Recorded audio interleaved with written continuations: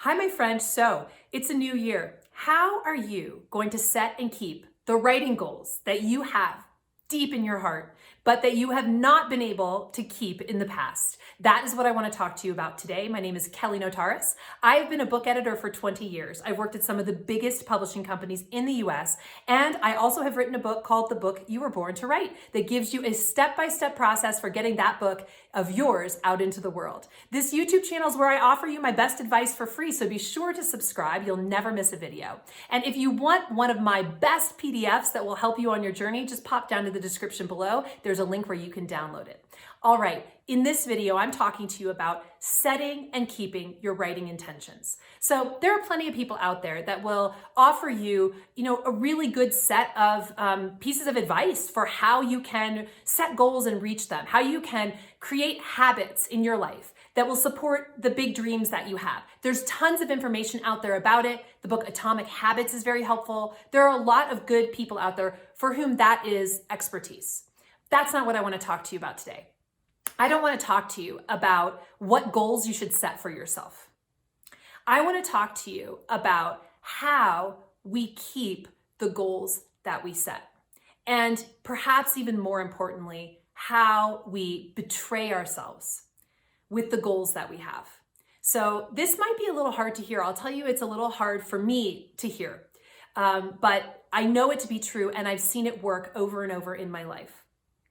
So there's this way in which, even though we are grown adults, we shy away from taking full responsibility for our lives. And that comes, is in every aspect of our lives, from our relationships to our health to our career, but it's also very evident in the arena of writing a book. So many people want to write a book. And if you are watching this video, it's because you have a book dream in your heart. But my guess is that you're also watching this video because it hasn't come to fruition yet. Why has it not come to fruition? Well, the honest truth is that there are ways in which life sometimes intervenes. And so I'm speaking only to the people who are not facing an actual life crisis. If someone in your life is ill, or you are ill, or you have a child that needs an exceptional amount of attention right now, or a parent that does, if you actually are spending your free time doing things that are required right now because your life is asking them from you, then this is not really for you. I'm talking to the people who know you have the time. You know you could sit down for just 15 minutes a day. It's the same question of, why am I not exercising? Why am I not meditating? Why am I not pre-planning my meals? Whatever it is for you that means wellness, mental health, physical health, you living your best life. Any of us know that there are things that we should be doing. We technically have the time to do them, and yet we don't. So I'm not bringing this up to shame anyone. I myself have just as much trouble as anybody setting aside the time in my life to do what I would call the non-essential duties of the soul. So non-essential, meaning your life can function without it. My life can function without meditation. My life can function without going for walks. My life can function without writing. But you know what doesn't function very well? My mental health. When I am not taking care of myself in the ways that I know this particular mind, body, heart, spirit being needs, I am not feeling my best. And one of the things that I need to do every day is write. If I don't write every day, I do not feel like myself. And yet many days I don't do it. And I want to talk about the honest truth of what is happening when I'm not doing it. What's happening when I'm not writing, and also when I'm not meditating and when I'm not moving my body, these are the things that I need to do on a regular basis, is that I am betraying myself. And specifically, when I say I am going to do something, like writing, and I don't do it, I am not keeping my word with myself. I had a wonderful boss when I worked at Sounds True, Tammy Simon. She's a wonderful person. And I remember her one time saying to me, "What do we have if we don't have our word? What do we have?" When I ponder that question, I realize I don't have very much. And when I say, I want to write a book, I want to be a writer, or I want to sit every day. I know that I need to do that in order to be of sound mind and spirit. When I say all of those things and then I don't do it, I am not keeping my word. And so I have the amazing opportunity to work with the wonderful author, Carolyn Mace. She is a spiritual teacher. She is a spiritual director. She's just an absolute amazing font of wisdom, and she is walking practice in this life. And she talks about how each one of us must be in relationship to faith. We must have some faith in this lifetime. And she's not necessarily talking about faith in, some higher power, even though I think she would suggest that would lead you to more mental health. She specifically is talking about the faith in ourselves. That faith, that faith that breeds self-esteem. And that is what I would love you to grow this year with your writing intentions. So yes, I want your book in the world. I know that if you are watching my videos and part of my world, you're probably writing something that is in service of helping other people to become better, more open-hearted, more well human beings. And we need that. But that's only my secondary goal for you. My primary goal for you is for you to use this gift life has given you, which is the desire to write a book, as your practice. My desire for you is to use it to prove to yourself that you can have faith in yourself, to bring an upwelling of self-esteem into your world by setting your writing intentions and actually keeping them. So what does this mean in terms of practicality? First and foremost, it means being a grown, responsible adult when you are setting your writing goals. Do not set goals you will not and cannot attain. Don't do it. It is better to set a tiny little goal and achieve it than set a monster goal and not. Because when you set that huge goal that you can't achieve and then you don't, it reinforces the idea in your subconscious that you are not capable of achieving this dream that you have of having a book in the world. That is the last thing I want to implant in your subconscious. I want to implant that you can do this. You can have little successes. Our subconscious mind does not know the difference between a huge success and a little success, okay? So if you have the capacity to have a little success and you remind yourself after you have it, that was a success. It actually codes into your subconscious, into your being. I am a successful person, especially where it comes to writing. So my suggestion for you is to set yourself a tiny little goal, a tiny goal. Maybe it's writing for 15 minutes a day.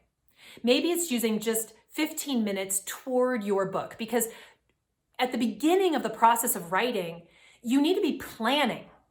Okay, so that's one place where I see people falling off from their writing intention all the time, that they think that writing a book means sitting down and just writing a book, but it doesn't. There's a ton of pre-planning. You need to research, you need to choose your ideal reader, you need to figure out what the motivation is for writing this book that's going to keep you going throughout the entire process. You need to choose your hook for the book, your guiding light, your North Star, that one statement of, I am writing a book about blank. And then you need to make sure that it holds you in the seat of writing this book for the entire process. You need to write an outline. Friends, you got to write an outline. I don't care whether the outline changes, but you have to write one, because the outline gives you the starting point each day when you sit down to write. So you don't sit down and bust your brain open with the idea that you're supposed to be writing an entire book today. No, I'm just writing this paragraph that falls under this subheading in this chapter. And the only way you can do that is if you plan it in advance. Maybe it all moves around. Great. Fine. Use the writing software Scrivener, which is wonderful. And it allows you to just click and drag and drop paragraphs from here to there. Fine. You rearrange them later, but you've written that paragraph. You had to know you wanted to write that paragraph to be able to sit down and write it on a given day. If you know what your book is meant to be, subheading by subheading. You will never have a question of what you should be writing when you sit down. So you've got to write that outline. All of the things I just said, that's all pre-planning. That's not sitting down and writing and pouring out your thoughts on the page. That's all pre-planning. So think about what intention you can set for that's a small bite-sized intention for your book time. So book time is anything from researching, from reading other people's books in your genre, going to the bookstore, sitting down and working on your outline, all the way through to actually the writing process, which is kind of the second half of your book time experience, right? So what kind of book time intention can you set? What agreement can you make with yourself that you know you will be able to achieve so that you don't reinforce the bad idea, the destructive idea that, oh no, I actually can't do this because I keep betraying my word to myself. I can't do this. I'm not meant to write a book. It's not in my future because I just can't seem to do it. That is it's probably the most pernicious obstacle that I see in the clients that I work with, is this lack of faith in themselves that is oftentimes covered over by a lot of bluster, like, I'm gonna get this book done this year, or I'm gonna, my book's gonna be the next bestseller, or this is what the outcome's gonna be. And there's just kind of like this holding over with these like big grandiose ideas that's covering over that deep insecurity, that fear that they won't actually be able to do it, that comes from having over and over and over again betrayed our word to ourselves. It happens to all of us. There's no shame in this. I'm just hoping that this year you can make a new choice. You can set a goal of having 15 minutes of book time 3 days a week. And then that day that you have it in your schedule, you actually keep your word to yourself and you do it. Even if what you end up doing is sitting and being with the feelings of uncomfortableness that come up at the idea of actually writing this book. That's oftentimes what gets in the way. The fear of no longer being invisible, of being humiliated, of losing love, safety, and belonging in some way. That is generally what keeps us from keeping our word. It would be easier for us to lose self-esteem and not be able to actually write this book, because if we do, we are afraid there are a lot of things that we are going to have to face that we don't want to face. So maybe your book time is sitting with and processing through the pain of sadness and expectation that you might not be loved, that you might not fit in with your family anymore, that people who you care about might not like what you write about them. All of these different pieces need to be processed through emotionally, or they will stand in your way invisibly and keep you from doing the thing that you want to do. But it all starts with setting the intention to actually keep your word this year. You want to write a book this year. Keep your word with yourself. Do it in small bite-sized increments, and each time, if you have to miss it for an actually legitimate reason, reschedule it and do it. This is the tough love. This is the piece that stands between most of my clients and actually having a book in the world, is that they have not really taken into account the ways in which they are the ones who are choosing not to write this book. I hope you'll choose to write this book, again, because it will help other people, but also because writing a book is one of the great ways that we can make ourselves into the person that we want to be. I want that for you. You can do it. One small, humble, little intention at a time in your calendar that you promise yourself you will do, and then you follow through.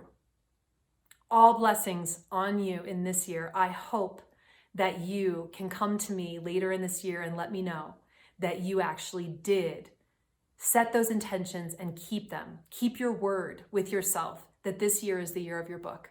Please, by all means, let me know when you have a book in your hand. It will be a very proud moment for me and a huge celebration. All right, my friends, best of luck to you. Please come back and watch the videos that I post here if they've been helpful to you. Comment below. We always respond to all comments, and know that I am rooting for you to get your book into the world. I believe in you, and you have my word. Do I have yours?